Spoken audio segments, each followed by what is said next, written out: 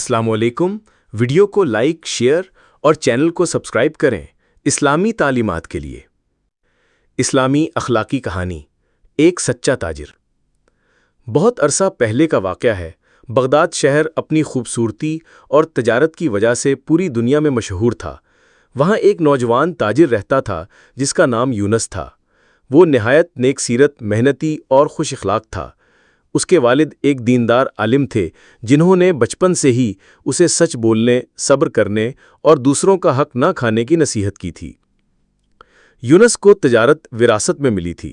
बाजार में उसके पास एक छोटी सी दुकान थी जिसमें कपड़े फरोख्त करता था। उसकी दुकान के सामने बड़े बड़े सौदागर अपनी शानदार दुकानों के साथ बैठे थे, लेकिन यूनस के पास ज़्यादा माल ना था।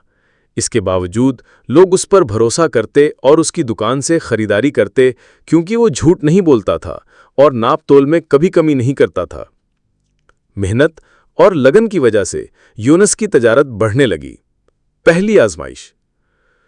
एक दिन एक अमीर शख्स उसकी दुकान पर आया। वो खूबसूरत कपड़े देखकर बोला, ये कपड़ा मुझे बहुत पसंद है, लेकिन मैं अभी पैसे नहीं दे सकता, कुछ दिन बाद दूंगा। क्या तुम मुझे उधार दे सकते हो? यूनस ने मुस्कुराकर कहा, अगर आप सच कह रहे हैं तो आप पर भरोसा है। अमीर शख्स कपड़ा ले गया, लेकिन कई दिन गुजर गए। यूनस परेशान था, मगर उसने दिल ही दिल में दुआ की, या अल्लाह, अगर मेरा हक कहीं रुका हुआ है तो तू ही मेरे लिए आसानी पैदा फरमा।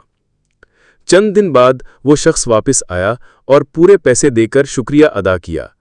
उसके बाद पूरे बाजार में यूनस की सच्चाई और भरोसे की बात फैल गई। दूसरी आजमाइश।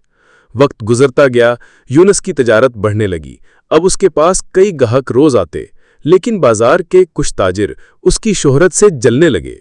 एक दिन उन्होंने मंसूबा बनाया कि यूनस को बदनाम किया जाए। उन्होंने एक शख्स को भेजा जिसने यूनस से कीमती कपड़ा खरीदा और बाद में बाजार में शोर मचाया, ये ताजिर धोखेबाज है, इसने मुझे खराब कपड़ा दिया है। सब लोग हैरान रह गए। यूनस खामोश खड़ा रहा। उसने गुस्से के बजाय नरमी से कहा, भाई, अगर कपड़ा वाकई खराब है तो ये वापस ले लो और अपनी कीमत वापस ले जाओ। इसकी ये बात सुनकर बाजार के लोग दंग रह गए। झूठा इल्जाम लगाने वाला खुद शर्मिंदा हुआ और सबके सामने सच उगल दिया। तीसरी आजमाइश। यूनस की शोहरत और नेकी की खबरें खलीफा तक पहुंची। खलीफा ने उसे दरबार में बुलाया और कहा, हमें तुम्हारी सच्चाई और ईमानदारी की बहुत तारीफ सुनने को मिली है। हम चाहते हैं कि तुम हमारी सल्तनत के ताजिरों का सरदार बनो।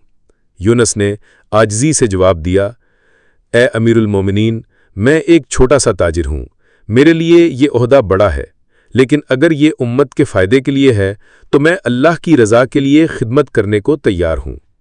उसके बाद यूनस ने ताजिर बरादरी में इंसाफ, नेकी और दयानतदारी को आम किया। उसने झूठे सौदागर और नाप तोल में कमी करने वालों के खिलाफ सख्ती की। लोग खुशहाल होने लगे और मुआशरे में अमन कायम हुआ। अंजाम और सबक। यूनस की जिंदगी सब्र, सच्चाई और कुर्बानी का एक अमली नमूना थी। वो हमेशा कुरान की इस आयत को याद रखता था, वैलुल लिल मुतफ्फिफीन, खराबी है उनके लिए जो नाप तोल में कमी करते हैं। सूरह अल मुतफ्फिफीन आयत नंबर 1। उसने कभी झूठ न बोला, कभी किसी का हक न मारा।